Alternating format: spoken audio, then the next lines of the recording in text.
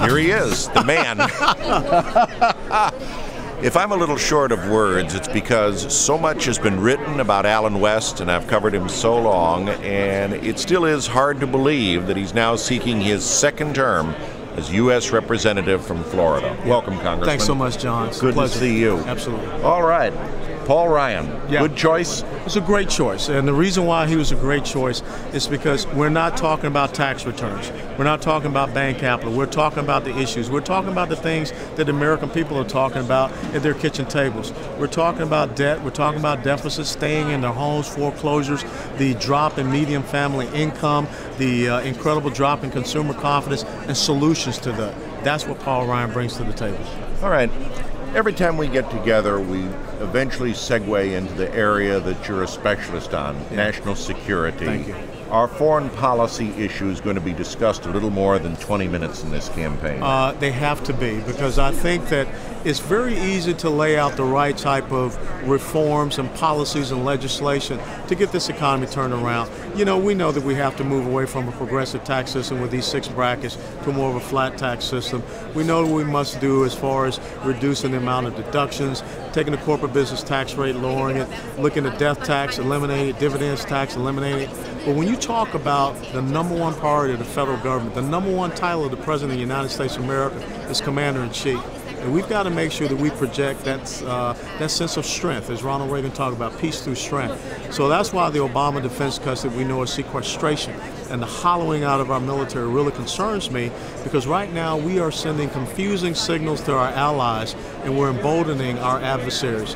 And the enemy is at the gates. You know, Iran is right in Latin America and Venezuela. Hezbollah is in the tri-state border region of Argentina, Paraguay, and Brazil. They're working with Mexican drug cartels. We've got to make sure that we are doing the things that protect the sea lanes of commerce and provide the support and strength that this nation needs. As Condoleezza Rice says, you cannot abdicate your position of leadership. If you don't want to lead, someone else will lead. And unfortunately, that someone else might be someone that does not hold your same principles. Senator McCain has said repeatedly that we're not doing enough and we're just sitting on the Syrian situation. Do you agree with that? Well, I would ask, whose side do you come in on? Because on one side you have Bashar al-Assad, you have the Iranians, you have Russia, you have China, you have Hezbollah. On the other side you have freedom fighters, we don't really know who they are. We have Turkey and we have al-Qaeda. So which side do you want to tip the balance scale towards?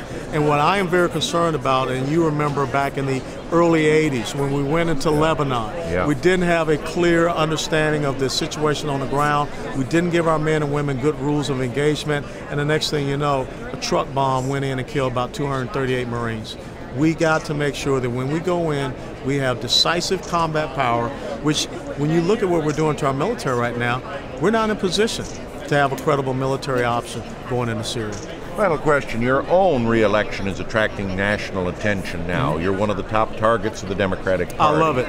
I love it. You know, I see this as a great example to parallel it with Samson at Rock Lehi when he invited all the Philistines in and he just destroyed them piecemeal one by one. So if George Soros wants to come in, if J Street wants to come in, if my opposition's daddy wants to run a super PAC against me, they're going to waste their money. We're going to be successful. We're going to win because we're talking about issues. We're talking about what will take this country forward.